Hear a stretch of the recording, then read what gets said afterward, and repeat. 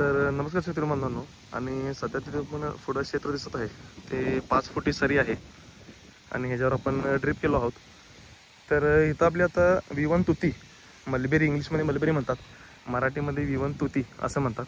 तर हे रेशीम उद्योग शेळीपालनसाठी वापरलं जातं।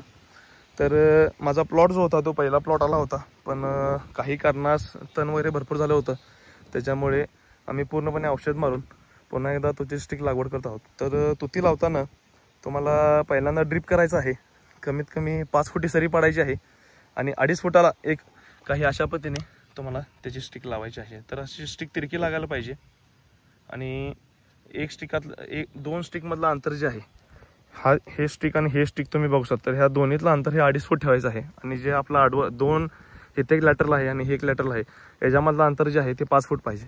तर रेशीम शेती जे कोण करतात किंवा शेळीपालन जे करतात, तर तुती लावायच्या अगोदर काही क्षेत्र तुमचं असं तयार पाहिजे आणि काही अशा पद्धतीने केलं तर तुमचा जी सरी आहे ह्याच्यामधून तुमचा गाडाही फिरू शकतो किंवा तुम्हाला ह्याच्यामध्ये आऊत वगैरे घालतात ट्रॅक्टर वगैरे घालता येतं, तुमचं कसपट वगैरे घाण काही आलं तर तुम्हाला ते स्वच्छ वगैरे करता येतं कमी कॉस्टमध्ये।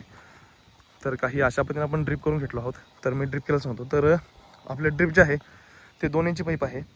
तर 2 इंची पाईप आम्ही एक 60 ते 70 फूट, 70 ते 80 फूट 2 इंची पाईप आहे आणि काही अशा पद्धतीने त्याला जीप टाईनं चावी केलो आहोत।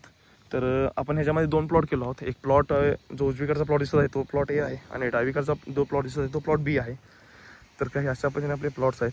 तर ह्याच्यामध्ये आपण तुतीचा अर्धा एकर इकडे आहे आणि अर्धा एकर इकडे आहे। तर मी ऑल ओव्हर महाराष्ट्र किंवा ऑल ओव्हर इंडिया मी स्टिक्स प्रोव्हाइड करतो तुतीच्या रेशीमसाठी, शेळीपालनासाठी। तर काही अशा पद्धतीने आपली स्टिकची क्वालिटी आहे। तर बघू शकता 3 ते 4 डोळ्याची आपण एक स्टिक देतो आणि स्टिकची क्वालिटी काही आमची अशी आहे। तर ही स्टिक सध्या आपण लागवड करत आहोत। तर अशी स्टिकची माझी क्वालिटी असते आणि अशा पद्धतीने तुम्हाला क्षेत्र तयार करून तुती स्टिकची लागवड करायची आहे।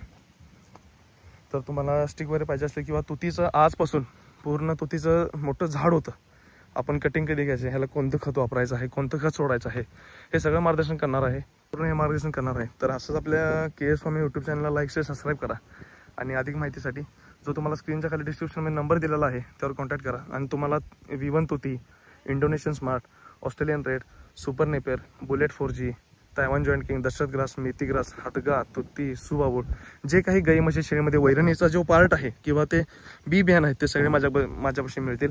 जर तुम्हाला हा व्हिडिओ आवडला असेल तर आपल्या KS स्वामी यूट्यूब चॅनलला लाईक, शेअर आणि सबस्क्राईब करा। धन्यवाद।